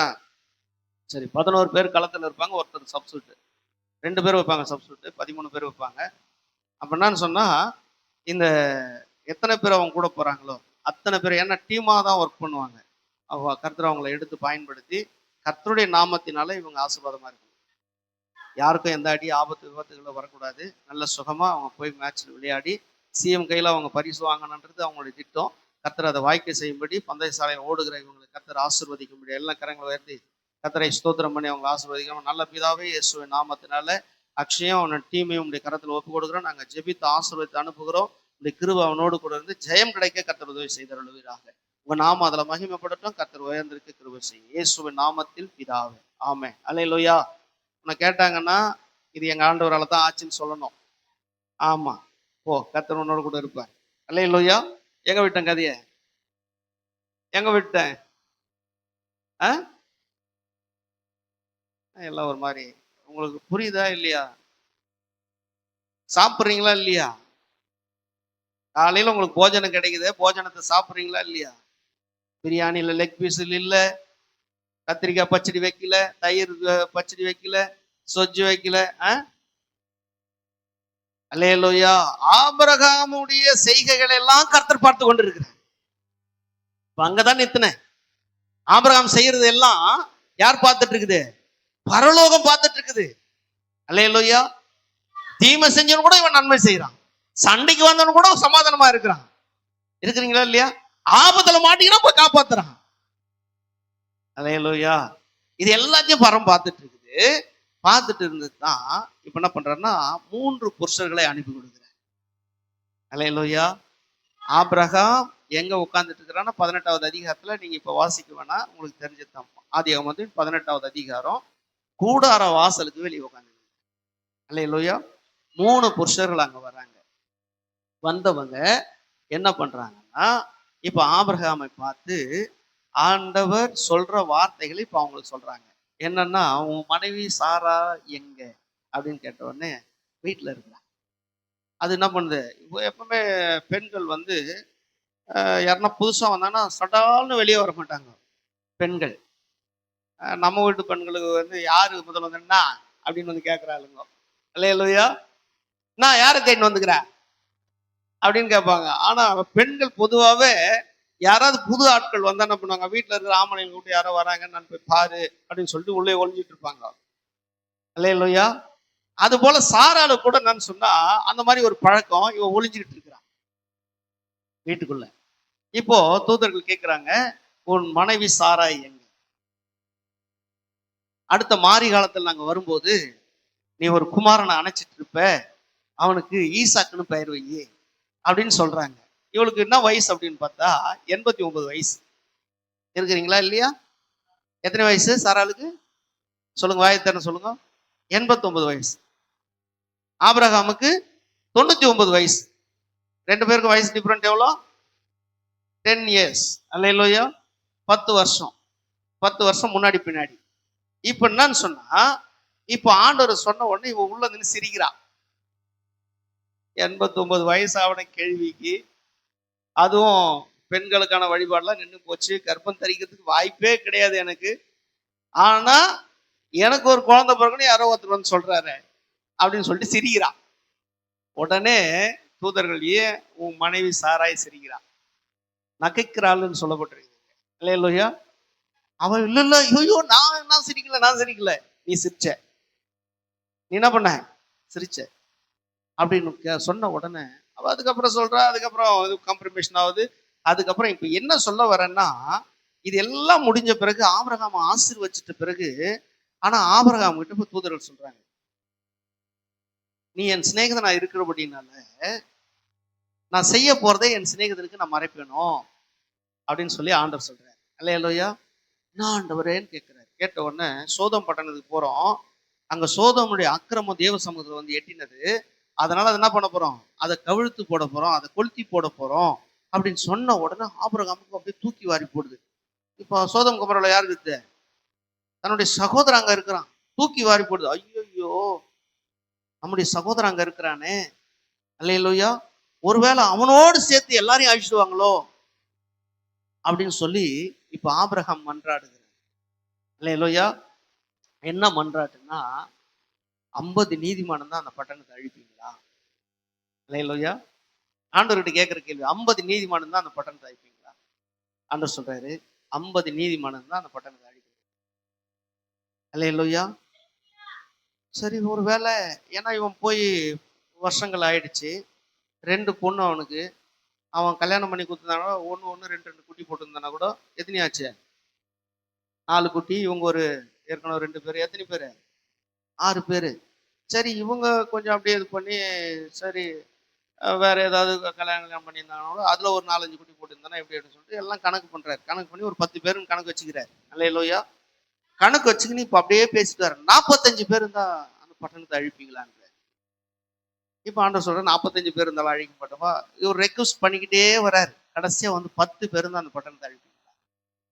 அல்லேலூயா. ஆண்டவர் சொல்றாரு, 10 பேர் நிமித்தமா அந்த பட்டணத்தை நான் அழிப்பதில்லை. அல்லேலூயா. இப்போ ஆபிரகாமை விட்டுட்டு அவர் போயிட்டாரு. போயிட்டு இப்ப இங்க என்ன பண்றாங்கன்னா, 3 பேர் போனவங்கள 2 பேர் மட்டும் அங்க போறாங்க. ஒருத்தர் என்ன பண்ணிட்டாரு, பரமேறிட்டார். ஏன்னா அவர் யாருன்னு சொன்னா, ஆபிரகாமை பிளஸ் பண்ணிட்டு அவர் போயிட்டார். அல்லேலூயா. இருக்கிறீங்களா, இருக்கிறீங்களா? இப்ப அங்க போன உடனே என்ன நடக்குது, சோதம் பட்டணத்தை அழிப்பதற்கு அங்க தேவ தூதர்கள் போய் லோத்தையும் லோத்தினுடைய மனைவி பிள்ளைகள் எல்லாம் வீட்டை விட்டு வெளியே போக சொல்லி கையை பிடிச்சே எதுவும் விட்டுறாங்க. திரும்பி பக்கம் ஓடுனா திரும்பி பார்த்தா அவ உபதுன்னு ஆயிட்டா. அல்லேலூயா. இப்ப எதுக்கு சொல்ல வரேன்னா, நல்ல விஷயத்தை உள்வாங்கிக்கோங்க. கர்த்தருடைய வார்த்தை நமக்கு போஜனமா இருக்கிறது. இந்த போஜனத்தை குறித்து தான் இந்த கானானிய பெண் சொல்றா, மேசையிலிருந்து கீழே விழுகிற துணிக்கைகளை நாய்க்குட்டிகள் தின்னுமே அப்படின்னு சொல்லி சொன்ன உடனே இயேசு திரும்பி பார்க்கிறார். யார திரும்பி பார்க்கிறாரு? கானானிய ஸ்திரீ தான் இதை சொல்றா. இப்ப இயேசு யாரை திரும்பி பார்க்கிறாரு? சீஷர்களை திரும்பி பார்க்கிறாரு. என் பின்னாடி வரவங்களுக்கு உங்களுக்குள்ள கூட இந்த மாதிரி ஒரு விசுவாசம் இல்லையாடா எப்பா? அல்லேலூயா. இருக்கிறீங்களா இல்லையா? ஏன்னா ஏற்கனவே படவுல நம்ம பிரயாணம் பண்ணோம். படவுல பிரயாணம் பண்ணும் போது எத்தனை முறை காற்றின் கடலை நான் அதட்டி இருக்கிறேன், காற்று அடங்கி இருக்கிறது, கடல் கொந்தளிப்பு அடங்கி இருக்கிறது, நான் எத்தனை அற்புதங்களை செஞ்சிருக்கிறேன். ஆனாலும் நீங்க என்ன பண்ணீங்க, விசுவாசம் இல்லாதபடிக்கு என்னை தட்டி எழுப்புனீங்களே அப்படின்னு சொல்லி ஆண்டவர் கடிஞ்சுக்கிட்டார். அல்லேலூயா. ஏன்னா அப்படிப்பட்ட இவளுக்குள்ள இருக்கிற அந்த விசுவாசம் உங்களுக்கு இல்லையே. ஏன்னா இவ அவமானம் நிந்த எல்லாத்தையும் நான் சகிக்க என்னை நான் பக்குவப்படுத்திட்டேன். ஏன் அப்படின்னா, என் மக படுற அந்த கொடிய வேதனை என்னால தாங்க முடியல. அல்லேலூயா. சிலதுக்கெல்லாம் மூக்கு மேல போவோம், ஒன்று சொல்லிட்டு அப்படி புருன்னு போயின்னு இருக்கும். ஏற்கனவே மூக்கு அறுபட்டு இருந்துன்னு வச்சுக்கோ, எவ்வளவு சொன்னாலும் என்ன பண்ணிருக்கோம், மூக்கு தொடச்சிங்கனாவது நின்றுக்கும். இருக்கிறீங்களா இல்லையா? இருக்கிறீங்களா இல்லையா? அதனால்தான் ஆண்டவர் நமக்கு கொடுக்குற எந்த ஆசீர்வாதமா இருந்தாலும், எந்த ஐஸ்வர்யமா இருந்தாலும், எந்த சம்பத்தா இருந்தாலும், அது மேல நம்ம நம்பிக்கை வைக்காம யார் மேலதான் வைக்கணும் நம்பிக்கை? கர்த்தர் மேல மட்டும்தான் வைக்கணும் நம்பிக்கை. ஐயோ, என் புள்ள இருக்கிறான், என் பொண்டாட்டி இருக்கிறா, என் புருஷன் இருக்கிறாரு, என் உறவு இருக்குது, என் அது இருக்குது, என் இது இருக்குது, எது இருந்தாலும் கர்த்தர் இருந்தா நீ ஒண்ணுமே இல்லை. அல்லேலூயா. அப்ப கர்த்தருக்காக நீ எதை இழக்கிறியோ, கர்த்தருக்காக எதை நீ வெறுக்கிறியோ, ஆண்டவர் அதை 100 அவனுக்கு திரும்ப அதை தருவார். இருக்கிறீங்களா இல்லையா? அப்ப நம்ம வாழ்க்கையில நம்ம முதல்ல புரிஞ்சு கொள்ள வேண்டிய ஒரு விஷயம் என்ன தெரியுமா? கர்த்தரோடு நாம் இருக்க நம்ம கற்றுக்கொள்ள வேண்டும். இந்த கானானிய பெண் பாருங்க, சொன்ன மாத்திரத்துல ஆண்டவர் சொல்றாரு, இயேசு அவளுக்கு பிரதியுத்தரமாக, ஸ்திரீயே உன் விசுவாசம் பெரியது. அல்லேலூயா. உன் விசுவாசம் ரொம்ப பெருசு. விசுவாசிக்கிறவனுக்கு எல்லாம் கூடுங்க. அல்லேலூயா. விசுவாசிக்கிறவனால் நடக்க அடையாளங்கள் ஆவனான்னு சொல்லி எழுதப்பட்டிருக்குது. நீ விசுவாசிச்சா தேவனுடைய மகிமையை பார்க்க முடியும். அவர் சொல்றாரு, உன் விசுவாசம் ரொம்ப பெருசு, நீ விரும்புகிறபடி உனக்கு ஆக கடவுதுன்னாரு. அல்லேலூயா. கரங்களை தட்டி நல்லா கத்திர சோத்திரம் பண்ணுங்க. நீ விரும்புகிறபடி உனக்கு ஆக கடவுது. இன்னைக்கு வாக்குத்தத்தம் இதுதான். இந்த மாசத்துக்கு நீ விரும்புகிறபடி உனக்கு ஆக கடவுது. அப்போ உங்க விசுவாசம் ஆண்டவரே பிரமிக்கிற அளவுக்கு மாறணும். இல்லையா? சொல்றாரா இல்லையா? நல்லா அந்த விஷயத்தை புரிஞ்சுக்கோங்க. அந்த விஷயத்தை உள்வாங்கிக்குங்க. விசுவாசத்தை எப்படி பாக்குற? பெருசா பாக்குற. உன் விசுவாசம் தான் பெருசா இருக்கணுமே தவிர உன் ட்ரெஸ், உன்னுடைய ஆடம்பரம், உன்னுடைய குலம், உன் கோத்திரம், உன் சொத்து, உன் ஐஸ்வர்யம் எல்லாம் பெருசுன்னு காட்டக்கூடாது. அல்லேலூயா. இருக்கிறீங்களா இல்லையா? இருக்கிறீங்களா இல்லையா? அல்லேலூயா. நல்லா கவனிங்க பிரியமான தேவ பிள்ளைகளை. நம்முடைய வாழ்க்கையில தேவன் நமக்கு கொடுத்திருக்கிற எந்த நன்மையா இருந்தாலும் கர்த்தரை விட பெருசு கிடையாது. அல்லேலூயா. அல்லேலூயா. யோபு பக்தனை நீங்க கொஞ்சம் எடுத்து பாருங்க. ஊர் தேசத்துல அவன் தான் பெரிய செல்வ சீமான், பெரிய கோடீஸ்வரன். அவனுக்கு எதுவுமே குறைவில்லை. அவ்வளவு செல்வ செழிப்பு, பணபலம், ஆள்பலம், உறவு, சொத்து, பத்து எல்லாம் பெருசு. அவனை போல ஒரு பெரிய சீமான் யாருமே கிடையாது. சீமானா பேர் வச்சுருக்கிறவன் சீமான்ல. அல்லேலூயா. சீமான்னா 10 பிள்ளைங்களுக்கு அப்பன், 10 பிள்ளைங்களுக்கு சுதந்திரம் கொடுத்து வச்சிருக்கிறான் அப்பா. அல்லேலூயா. 10 பிள்ளைங்களுக்கு சுதந்திரங்க. 7 பிள்ளை, 3 பொண்ணு, எல்லாருக்கும் தனித்தனியா சுதந்திரம். பெரிய பெரிய வீடு, பங்களா வீடு. பங்களான்னா ஒரு கல்யாணம்னா, நல்ல ஒரு பெரிய வீட்டு கல்யாணம்னா எவ்வளவு பேர் கூடுவாங்க? எவ்வளவு பேர் கூடுவாங்க சிஸ்டர்? ஒரு பெரிய வீட்டு கல்யாணம்னா எவ்வளவு பேர் கூடுவாங்க? சிஸ்டர் கேட்டேன், வாயை திறக்கல. எவ்வளவு பேர் கூடுவாங்க? ஆனா அந்த 2000 இல்ல அந்த 3000. ஏன்னா அவர் சொன்னார்ல, அந்த 2000 அந்த 3000. அல்லேலூயா. சிஸ்டர் நீங்க சொல்லுங்க, எவ்வளவு பேர் கூடுவாங்க? 5000. அசைவே இல்லாம சொல்றது. ஒரு தரம் 5000, 2 தரம் 5000 அப்படின்ற மாதிரி இது. அல்லேலூயா. கவனிங்க, ஒரு 5000 பேர் கூடுவாங்கன்னு வச்சுக்கோங்க. ஒரு பங்களா வீடுன்னா 5000 பேர் கூடுற அளவுக்கு இருக்கும். இருக்கிறீங்களா இல்லையா? அல்லேலூயா. ஒரு பெட்ரூம் இருக்காது. அந்த பங்களா வீட்டுக்குள்ள பாத்தீங்கன்னா எப்படி பார்த்தாலும் ஒரு 20 பெட்ரூம் இருக்கும். அல்லேலூயா. ஆள் பாத்தீங்கன்னா அதுவே பெரிய டேமண்ட்ரி மாதிரி இருக்கும். அல்லேலூயா. இப்படி ஒரு பெரிய பெரிய வீடு, ஒவ்வொரு பிள்ளைகளுக்கும் சொத்து பத்து எல்லாமே செழிப்பு, செல்வ செழிப்பா இந்த யோபு இருக்கிறார். தன் பிள்ளைங்களுக்கு ஒவ்வொருவருக்கும் சுதந்திரம் கொடுத்திருக்கிறார். 3 பிள்ளைக்கும் அதே மாதிரி பொண்ணுங்களுக்கும் கொடுத்திருக்கிறார். ஹலோ, பொண்ணுங்க 5 பைசா செலவு பண்றது இல்லை. பெட்ரோல் போட்டுன்னு வராங்க பாரு, காருக்கோ பைக்குக்கோ இல்ல அன்னைக்கு வச்சிருந்த வண்டிக்கோ எதுக்கோ அவங்க ஏதோ ஒன்று செலவு பண்ணி வராங்க பாரு. அதுதான் செலவு. என்ன செலவுன்னா, காலையில அவங்க வீட்டுல இருந்து கிளம்பி பெரிய அண்ணன் வீட்டுக்கு திங்கக்கிழமை ஞாயிற்றுக்கிழமை வந்துருவாங்க. காலையில இப்போ 5 மணிக்கு வந்த உடனே முதல்ல அவங்களுக்கு டீயும் ஸ்நாக்ஸும் கொடுப்பாங்க. இருக்கிறீங்களா? பெரிய அண்ணன் வீட்டுல வந்தோம், அண்ணி வழியிலேயே நிற்கும். அண்ணி பார்த்து, வா நாத்தா கோய்ந்தா அப்படின்னு சொல்லி எல்லாரையும் என்ன பண்ணோம், கூட்டின்னு போவோம். அல்லேலூயா. இருக்கிறீங்களா இல்லையா? ஓரவத்தி வந்து என்ன பண்ணா, ஓரமா நிக்கணும்ன்றதுலாம் அவசியம் இல்லை. வீட்டுல எங்க வேணாலும் போலாம், சுதந்திரமா இருக்கலாம். ஒவ்வொரு அண்ணன் வீட்லயும் தங்கச்சி புருஷங்க குழந்தைங்க எல்லாம் அப்படி கொத்த வராங்க. இப்போ அது மட்டும் இல்ல, பெரிய அண்ணன் வீட்டுல ஞாயிற்றுக்கிழமை விருந்து. சின்ன தம்பி, அதுக்கு சின்ன தம்பி, அதுக்கு சின்ன தம்பின்னு சொல்லி 6 தம்பிங்களும் 3 தங்கச்சிங்களும் எல்லாருமே இங்க வராங்க. எல்லாம் பாத்தீங்கன்னா இது 1000 கணக்குல இருக்குது. இருக்கிறீங்களா இல்லையா? அண்ணன் வீட்டுல திங்கக்கிழமை காலையில டீல ஸ்டார்ட் பண்ணி எப்ப முடியுது, பிரேக்ஃபாஸ்ட்ல முடியுது. அல்லேலூயா. இப்ப அண்ணன் வீட்டுல இருந்து தான் வண்டி எடுக்கிறாங்க எங்க அடுத்த அண்ணன் வீட்டுக்கு. அல்லேலூயா. இப்படியே வாரம் முழுவதும் ரொட்டைட்டா என்ன பண்றாங்க, வீட்டுல ஒரு சகோதரி வீட்டுல கூட அடுப்பு எரியல. இருக்கிறீங்களா இல்லையா? அடுப்பு எரியல. ஒருவேளை அவங்க வீட்டுல கிச்சன் வச்சு வீடு கட்டினாங்களோ என்னவோ தெரியாது. அல்லேலூயா. நம்மலாம் பிள்ளைங்களுக்கு வீடு கட்டி கொடுக்க ஆரம்பிச்சோம்னா முதல்ல கிச்சனை மட்டும் பெருசா வைப்போம். அல்லேலூயா. இருக்கிறீங்களா இல்லையா? அந்த அம்மா சொல்லும், நீ வீட்டுல பெட்ரூம் கூட சின்னதா வச்சுக்கோ, கிச்சனை மட்டும் பெருசா வை, நான் அசைவாடுகிற இடம் அதுதான். அல்லேலூயா. இருக்கிறீங்களா இல்லையா? எல்லாம் அப்படியே ஒரு மாதிரி இருக்கிறீங்க, கல்லு தோத்துரும். அல்லேலூயா. நல்லா கவனிங்க. இப்போ இந்த 3 சகோதரிகளும், எல்லா சகோதரர்களுமே ஒவ்வொரு நாள் ஒவ்வொருத்தர் வீட்டுல சனிக்கிழமை வரைக்கும், கடைசி அண்ணன் வீட்டு வரைக்கும் அந்த விருந்து நடந்துகிட்டே இருக்கு. இப்படி நல்ல செல்வ செழிப்பா வாழ்ந்து கொண்டிருக்கிற யோபு, தான் பிள்ளைங்க ஒரு வேளை சந்தோஷத்தின் மிகுதியில திராட்சரசம்லாம் அங்க பரிமாறப்படும். நம்ம கல்யாண விருந்தெல்லாம் நம்ம ரகசியமா கிறிஸ்துவலாம் இருந்தா கூட என்ன பண்றோம், அவங்களாம் வருவாங்களே, ஒரு கேஸ் எடுத்துன்னு அந்த சைட்ல இறக்கி விடு அப்படின்னு நம்ம கிறிஸ்தவங்கிட்டவங்கள கூட இந்த மாதிரி நிறைய காரியங்கள் பண்றாங்க. அல்லேலூயா. அதெல்லாம் நம்ம பண்ணக்கூடாது. ஆனாலும் விஷயத்தை கவனிங்க. இங்க சொல்றாரு என்ன தெரியுமா, யோபு 13:15 சொல்றாரு, அவர் என்னை கொன்று போட்டாலும் அவர் மேல் நம்பிக்கையா இருப்பேன், ஆனாலும் என் வழிகளை அவருக்கு முன்பாக ரூபகரம் பண்ணுவேன். அல்லேலூயா. ஏன்னா நான் யாரு அப்படின்றது அவருக்கு நல்லா தெரியும். அல்லேலூயா. ரூபகரம் அப்படின்னு சொன்னா ஆபிரகாம் பண்ணாருப்பார். எதை செஞ்சாலும் மனப்பூர்வமா மகிழ்ச்சியா சந்தோஷமா போய் செஞ்சாருப்பார். அதுதான் ரூபகரம். அல்லேலூயா.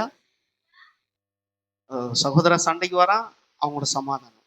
அவன் ஆபத்துல மாட்டிக்கினா போய் காப்பாத்துறான். அல்லேலூயா. அல்லேலூயா. அவனுக்கு பிரச்சனை வந்துச்சு, பிரச்சனை வந்தது மனுஷங்களா இருந்தா போய் அவங்களோட நின்று சண்டை போடலாம். பிரச்சனை யார் மூலமா வருது? யார் மூலமா வருது பிரச்சனை? தேவன் மூலமாகவே வருது பிரச்சனை. இருக்கிறீங்களா இல்லையா? இந்த பிரச்சனை என்னன்னு சொன்னா, அவன் செஞ்ச பாவத்தின் நிமித்தமா அக்கிரமத்தின் நிமித்தமா தேவ சமூகத்துல தேவ கோபத்தை உண்டாக்கி, கோபம் இப்போ அப்படியே அங்க மேல இறங்க போது. ஆபிரகாம் தேவனுடைய சிநேகிதனா இருக்கிறபடினால ஆண்டவர் ஆபிரகாமுக்கு வெளிப்படுத்தாம இதை நான் எப்படி செய்யறதுன்னு சொல்லிட்டு அங்க வரார். அல்லேலூயா. இருக்கிறீங்களா? இப்படிப்பட்ட சூழ்நிலை கூட ஆபிரகாம் அவங்களுக்காக மன்றாடினா பாருங்க. இதுதான் ரூபகரம் பண்றது.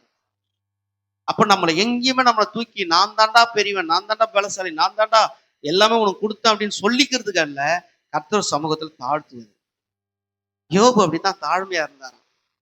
அதைத்தான் ரூபகரப்படுத்துறார். அல்லேலூயா. டேய் கவனிங்க, கர்த்தர் நல்லவர். அல்லேலூயா. இருக்கிறீங்களா? நல்ல வசனத்தை கவனிங்க. அவர் சொல்றாரு 23:10, ஆனாலும் நான் போகும் வழி அவர் அறிவார், அவர் என்னை சோதித்த பின் நான் பொன்னாக விளங்குவேன். யோபு சொல்றாருங்க. அல்லேலூயா. இப்ப என்னன்னு சொன்னா, அவர் என்னை கொண்டு போட்டாலும், எந்த சூழ்நிலை பேசுறாரு தெரியுமா? சரீரெல்லாம் அழுகி போயிருக்குது, பிள்ளைங்க எல்லாம் செத்து போச்சு, ஆஸ்தி ஐஸ்வர்யம் எல்லாம் போயிருச்சு, ஒன்னே ஒன்று மனைவி மட்டும் கூட இருக்கிறா. மனைவிக்கு எந்த பிரச்சனையும் இல்லை. அது நல்லா அப்பப்போ ஜிகு ஜிகு ஜிகு ஜிகுன்னு என்ன பண்ணுது, சாரி மாத்திக்குது, லிப்டிக் போட்டுக்குது, மேக்கப் அடிச்சுக்குது, பட்டி பார்க்குது, எல்லாம் பார்த்து சும்மா கெத்தா வந்து நிற்குது. இருக்கிறே இல்லையா? இவருக்கு எல்லாமே அழுகி போய்க்குது. இவருக்கு எல்லாமே அழுகி போய்க்குது. ஆனா பக்கத்துல வந்து நிக்கிறது எப்படி நிக்குது?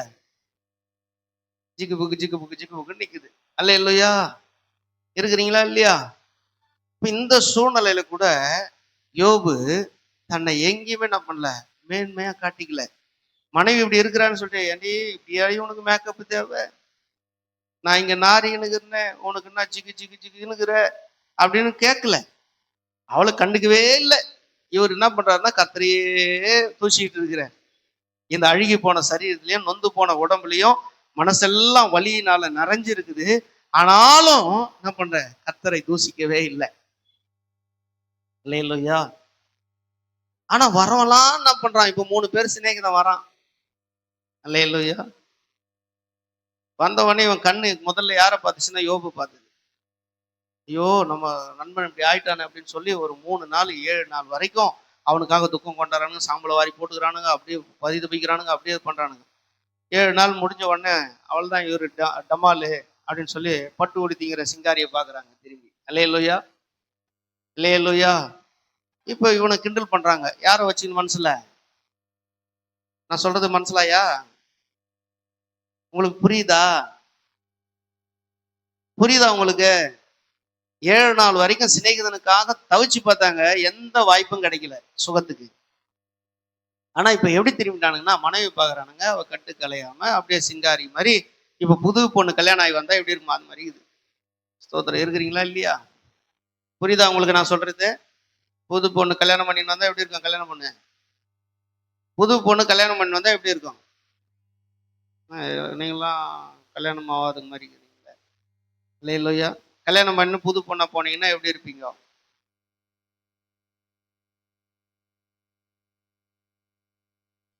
அது எப்படி சொல்றது? அல்லேலூயா. அது கொஞ்சம் வித்தியாசமா தான் இருக்கும். அல்லேலூயா. அந்த மாதிரி சிங்காரி மாதிரி சிங்காரிச்சுக்கிட்டு நல்லா பக்காவா இருக்குது. அல்லேலூயா. இதெல்லாம் பாக்குறானுங்க. இப்ப எல்லாம் யோபு கிண்டல் பண்ண ஆரம்பிச்சிட்டானுங்க. இவன் பாரு, இப்போ எல்லாத்தையும் பாலிஷ் பண்ண ஆரம்பிச்சிட்டான். இப்படி அப்படியே தடவி அவன் காலை இப்படி அப்படியே சுழட்டுவான், இப்படி பண்ணுவான், அப்படி பண்ணுவான், பக்கத்துல போய் தலையை விடுவான். ஒரு நாள் சைமனை கூப்பிட்டு, நீ அங்க போய் அண்ணன் கூட இருறான்னு. அவனுக்கு கூடலாம் நான் போக மாட்டேமான்றான். குழந்தைக்கு உடம்பு முடியல, நீ போய் ஒரு நாள் இருறா, காலையில் வந்து கூட்டுக்கிறேன்னு சொன்னா அங்க போகவே மாட்டான். ஏன்னா இவன் சாதாரண ஆள் கிடையாது. இல்லையா? இங்கே உட்காந்து இருக்கும்போது அந்த குழந்தைய தடவினுக்கிறான் பாரு, மாவு பேசுறான் போட்டு. இல்லையா? நேற்று அப்படிதான் சுவிசேஷத்துக்கு போய் எல்லாம் சுவிசேஷம் அறிவிச்சுட்டு எல்லாம் அதாவது டான்ஸ் ஆடி நிற்குது. வண்டி ஸ்டார்ட்ல ஆட்டோ ஆடினுது. ஏன்னா பேட்டரி டவுன் ஆகிடக்கூடாதுன்னு சொல்லிட்டு சார்ஜ்லேயே இருக்குது. அந்த ஸ்ட்ரேஞ்சர் கீர் போட்டு விட்டான். இல்லையா? நான் இருக்கிறீங்களா?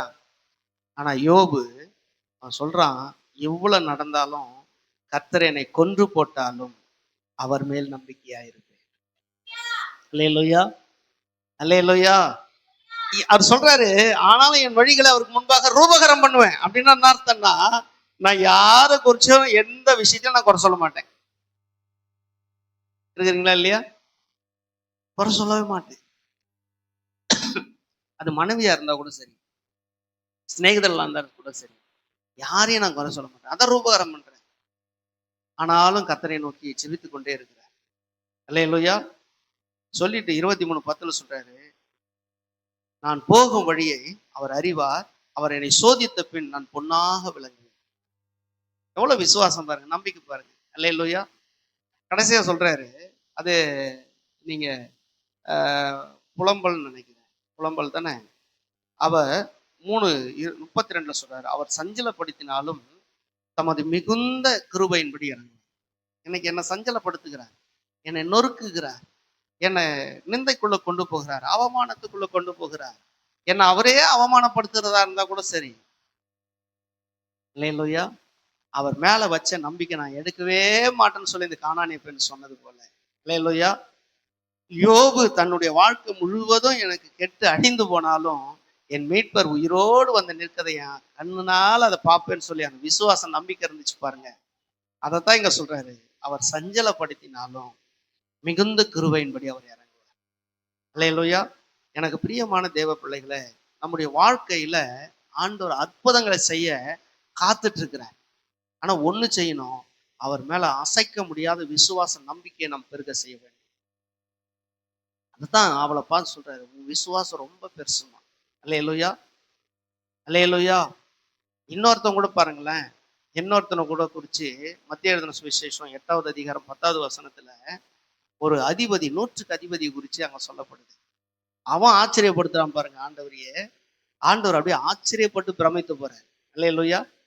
8வது அதிகாரம் 10வது வசனம் சொல்லுது, இயேசு அதை கேட்டு ஆச்சரியப்பட்டு தமக்கு பின் செல்கிறவர்களை நோக்கி, இஸ்ரவேலருக்குள்ளும் நான் இப்படிப்பட்ட விசுவாசத்தை காணவில்லை என்று மெய்யாகவே உங்களுக்கு சொல்லுகிறேன். அல்லேலூயா.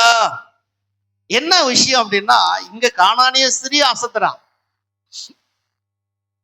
ஆண்டவரே பிரமிச்சு போறார். அவ விசுவாசம் ரொம்ப பெருசுன்னு கண்டுபிடிக்கிறார். அல்லேலூயா. அதை சொல்லிட்டான்னு சொல்றாரு, நீ விரும்புகிறபடி உனக்கு போனார். அல்லேலூயா. இங்க பாருங்க, 100க்கு அதிபதி தன் வேலைக்காரன் மரண அவஸ்தைப்படுகிறான், அவனை சுகமாக்க இயேசுவிடத்துல வேண்டிக் கொள்ளும்படி ஆட்களை அனுப்புறான். அல்லேலூயா. இருக்கிறீங்களா இல்லையா? இயேசு அதை கேட்டு என்ன பண்றாரு, அவனை சுகமாக்க போறாரு. போகும்போது அவன் சொல்றான், என் வீட்டுக்கு வருவதற்கு நான் பாத்திரம், ஆனா நீர் ஒரு வார்த்தை மாத்திரம் சொல்லும், என் வேலைக்காரன் சுகமா. இருக்கிறீங்களா இல்லையா? நல்லா கவனிக்கணும் பிரியமான தேவ பிள்ளைகளை. நமக்கு ஆண்டவர் இந்த மாசத்துல கொடுத்திருக்கிற வாக்கு என்ன தெரியுமா? நீ விரும்புகிறபடி உனக்கு ஆக கடவுது. அப்ப நீ விரும்புகிறபடி உனக்கு ஆக கடவுது அப்படின்னு சொன்னா, உன் விசுவாசம் ஆண்டவரையே பிரமிக்கத்தக்கதாக மாற வேணும். அல்லேலூயா.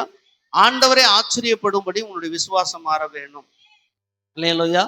அப்படி மாறுமானா கர்த்தர் நீ நினைச்சதை எல்லாம் உன் விருப்பத்தின்படியே கர்த்தர் உனக்கு எல்லாத்தையும் தருவார். அப்படியே எல்லாரும் எழுந்துக்கலாமா? அல்லேலூயா. எல்லாரும் எழுந்திருப்போம். பரிசுத்த ஆவியானவரே, உமக்கு ஸ்தோத்திரம், உமக்கு ஸ்தோத்திரம், உமக்கு ஸ்தோத்திரம், உமக்கு ஸ்தோத்திரம், உமக்கு ஸ்தோத்திரம்.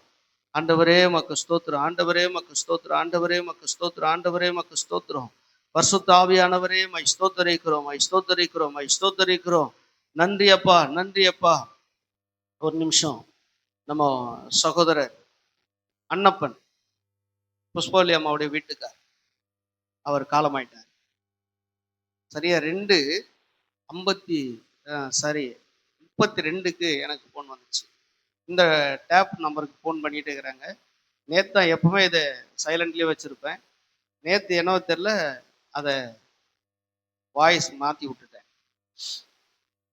2:30 மணிலேருந்து அடிச்சுட்டே இருக்குது. என்னடா இது, அலாரம் சவுண்டு கூட இல்லை அப்படின்னு சொல்லிட்டு எடுத்து பார்த்தா 2:32 தம்பி ஃபோன் பண்ணி, அன்னப்பன் தாத்தா இறந்துட்டாரு, உங்களுக்கு சொல்ல சொன்னாங்க அப்படின்னு சொன்னாங்க. அல்லேலூயா, அல்லேலூயா. நம்ம சபையை சார்ந்தவர், வயசானவர். அவர் ரொம்ப கிட்டத்தட்ட வந்ததுலேருந்தே, அவங்க சபைக்கு வந்த நாள்லேருந்து அவர் வயிற்றுக்குள்ளே ஏதோ பிரச்சனை, தொடர்ச்சியாக வேதனைப்பட்டுக்கிட்டே இருந்தார். ஆண்டவர் ஜெபிக்கும் போதெல்லாம் அவர் சுகம் கொடுப்பார். ஆனால் தொடர்ந்து ஒரு 2 மாசமா அவர் சர்ச்சுக்கு வரல. வீட்லேயே அவர் இருந்துட்டாரு. வீட்டுக்கு போய் பார்த்துட்டு ஜெபம் பண்ணிட்டு வருவேன். வீட்டுக்குள்ளேயே தான் நடப்பார் அப்படின்னு நடந்தார். ஆனால் இப்போ அதிகாலை 2:30 மணிக்கு அவர் கர்த்தருக்குள்ளே நித்திரை அடைந்திருக்கிறார். அந்த நல்லடக்கத்தை கர்த்தர் பொறுப்பெடுத்துக் கொள்ள வேண்டும். தேவ சித்தத்தின்படி அந்த அடக்கம் செய்யப்பட வேணும். 2 பிள்ளைங்களும் அதில் வெங்கடேசன் வந்து நல்லா சம்பாதிக்கிற போல. அதனால் நாங்கள் எங்கள் அப்பாவை இப்படி பண்ணலாம் நினைப்பாங்க. ஆனாலும் கர்த்தருடைய சித்தத்தின்படி அந்த நல்லடக்கம் நடைபெறணும். அது சமாதானமாக இருக்கணும். ஒருவேளை மூலங்களை வச்சிட்டாங்கன்னா, நமக்கு சபைக்கு கொடுக்கப்பட்டிருக்கிற காரியம், மூலம் வச்சுட்டாங்கன்னா அங்கே நான் இருக்க மாட்டேன், நமக்கு சபை அங்கே போகாது. போயிட்டு ஒரு ஜெபம் பண்ணிட்டு வந்துடும். அதை அடக்கம் பண்ணும்போது மட்டும் போய் அடக்கம் பண்ணிட்டு வந்துடும். இல்லை நம்ம தான் செய்யணும் அப்படின்னு சொல்லிட்டா, முழுக்க நம்ம அங்கே இருந்து பாடலாம் பாடி ஜெபம் பண்ணி அவங்கள நல்ல ஆராதனையோடு கூட கொண்டு போய் நல்லடக்கம் செய்வோம். இது நம்ம சபைக்கு கொடுக்கப்பட்டிருக்கிற திட்டங்கள். அல்லேலூயா, அல்லேலூயா. மூலம் வச்சுட்டா நம்ம ஒரு மூலம் வச்சுக்கின்னு நம்ம உட்காந்து நாங்கள் பாட்டு பாடுற பழக்கம்லாம் நமக்கு கிடையாது. யாருக்கிட்டையும் போட்டி போடுறதும் நமக்கு பழக்கம் இல்லை. ஒத்து வந்தால் அந்த குடும்பத்தோடு இணைந்து ஜெபம் பண்ணி ஆண்டவருடைய நாமத்தினால நல்லடக்கம் செய்வோம். அப்படி இல்லை அப்படின்னு சொன்னால் அவங்க இஷ்டப்படி பண்ணிப்பாங்கன்னா, வாய்ப்பு கொடுத்தா இங்கே ஜெபம் பண்ணுவேன், இல்லைனா கல்லறையில் போய் ஜெபம் பண்ணுவோம். வாய்ப்பு இல்லை ராஜா அப்படின்னாங்கன்னா, இங்கே ஜெபம் பண்ணிட்டு நம்ம வந்துடுவோம், அவங்களே பார்த்துக்கிட்டு. ஏன்னா ஆத்துமாவுக்கு செய்ய வேண்டிய வேலையெல்லாம் நம்ம செஞ்சு முடிச்சிட்டோம். இனி சரீரம் தான், மண்ணுக்கான சரீரம் மண்ணுக்கு போக போகுது. அல்லேலூயா. அதனால் இப்போ முடிச்சிட்ட பிறகு அங்கே போவோம். போய் அங்கே ஜெபம் பண்ணிவிட்டு என்ன அவங்க பொசிஷனில் இருக்கிறாங்கன்னு பார்த்துக்கிட்டு நம்ம எடுக்கணும்னா நம்ம எல்லாரும் சபையாரெல்லாம் அங்கே இருக்கணும். சரிங்களா? இருந்து அந்த நல்லடக்கத்தை பொறுப்பெடுத்து கொள்ள கர்த்தர் உதவி செய்வாராக. ஜெபிக்கலாம். கர்த்தர் இந்த நாளில் கேட்ட சத்தியத்தின்படி, நீ மன விருப்பத்தின்படி உனக்கு ஆக கடவுதுன்னு சொல்லி ஆண்டவர் வாக்கு பண்ணினது போல, அந்த வாக்கு தத்துவத்தின்படியே கர்த்தர் இந்த நாளை நமக்கு ஆசீர்வாதமாக்கி தரும்படியா கர்த்தரை ஸ்தோத்திரம் பண்ணுவோம். ஸ்தோத்திரம், ஸ்தோத்திரம், ஸ்தோத்திரம், ஸ்தோத்திரம். இந்த நாளை கர்த்தர் நமக்கு எல்லாவற்றிலும் இந்த மாதம் முழுவதும் கிருபையாய் தந்து, மத்தேயு 15:28 நீ விரும்புகிறபடி உனக்கு ஆக கடவுதுன்னு சொன்னது போல, ஆண்டவர் விசுவாசத்தை ஒவ்வொருக்குள்ள வர்த்திக்க பண்ணி எல்லா நன்மைகளினால கர்த்தர் ஒவ்வொரு நிறைக்கும்படியா கர்த்தரை ஸ்தோத்திரம் பண்ணுவோம். இன்னைக்கு கூடி வந்து இந்த வாக்குத்தத்தத்தில் கலந்து கொண்ட எல்லா குடும்பங்களிலும், எல்லா நபருக்குள்ளேயும் ஒவ்வொருத்தருடைய விருப்பத்தின்படி கர்த்தர் எல்லாவற்றையும் ஆசீர்வதிக்கும்படியா கர்த்தரை ஸ்தோத்திரம் பண்ணுவோம். அதே போல் சகோதரி அமுதாக்காவுக்கு இன்னைக்கு கோர்ட்டில் அந்த இயரிங் வருது. இன்னைக்கு அவங்களுக்கு தீர்ப்புன்னு சொல்லியிருக்கிறாங்க. அவங்க ஆக்சிடெண்ட் ஆகி அதுக்கான நஷ்டஈடுக்காக கேஸ் போட்டிருந்தோம். அதனுடைய தீர்ப்புன்னு சொல்லியிருக்கிறாங்க. அதுவும் கர்த்தருக்கு சித்தமானபடி காரியங்களை வாய்க்கை செய்து சமாதானம் நடத்த கர்த்தர் உதவி செய்ய முடியாது. கர்த்தரை ஸ்தோத்திரம் பண்ணுவோம். அன்னப்பனையோடைய நல்ல அடக்கத்தை கர்த்தர் பொறுப்பெடுத்துக் கொள்ள முடியாது. கர்த்தரை ஸ்தோத்திரம் பண்ணுவோம். எல்லா துதிகான மகிமையும் கர்த்தர் செலுத்தி கர்த்தரை ஸ்தோத்திரம் பண்ணுவோம். பரலோகத்தின் நல்ல பிதாவே, நம்முடைய பரிசுத்த குமாரனாக இயேசுவின் நாமத்தினால இந்த செப்டம்பர் மாதம் 1 தேதியில அன்றுவரே இந்த மாதத்துக்கான வாக்குத்தத்தமானது மத்தேயு 15:28 படி நீ விரும்புகிறபடி உனக்கு ஆக கடவுது என்று சொல்லி வாக்கு பண்ணின என் தேவன் அன்றுவரே விசுவாசத்தை எனக்குள்ளே என் ஜனங்களுக்குள்ளேயும் கர்த்தர் நீர் வர்த்திக்க பண்ணி விசுவாசத்தினாலே நீதிமான் பிழைப்பான் என்றது போல ஆண்டவர் விசுவாசிக்கிறவனுக்கு எல்லாம் கூடும் என்றது போல ஆண்டவர் ஒவ்வொருடைய ஆண்டவர் இருதயத்தின் விருப்பத்தையும் நிறைவேற்றி கர்த்தர் நீர் ஆசீர்வதிக்கும்படியா நாங்கள் ஜெபிக்கிறோம். உங்களுடைய கரத்தில் நாங்கள் ஒப்பு கொடுக்கிறோம். வந்த குடும்பங்கள் நபர்களை எல்லாம் ஆசீர்வதிங்கப்பா. இவங்க மேல ஒரு விசேஷத்த ஆசீர்வாதம் தங்கி இருக்கட்டும். சமாதானத்தினால் நிரப்பி கர்த்தர் பாதுகாத்து கொள்ளுங்க. நிறைவானது வரும்போது குறைவானது ஒழிந்து போகுமே, அப்படி நிறைவானது அனுப்பி குறைவானது எல்லாம் மாற்றும்படி நாங்கள் ஜெபிக்கிறோம். உங்களுடைய கரத்தில் ஒப்பு கொடுக்கிறோம். நீரே மகிமைப்படுவீராக. இயேசுவின் நாமத்தில் ஜெபிக்கிறோம் நல்ல பிதாவே, ஆமென். எல்லாரும் சேர்ந்து சொல்லுவோம். என் ஆத்துமாவே கர்த்தரை ஸ்தோத்திரி, என் மூலமே பரிசுத்த நாமத்தை ஸ்தோத்திரி, என் ஆத்துமாவே கர்த்தரை ஸ்தோத்திரி, அவர் செய்த சகல உபகாரங்களை மறவாது. ஆமென். எல்லாருக்கும் ஸ்தோத்திரம். கர்த்தர் உங்களை ஆசீர்வதிப்பார். God bless you.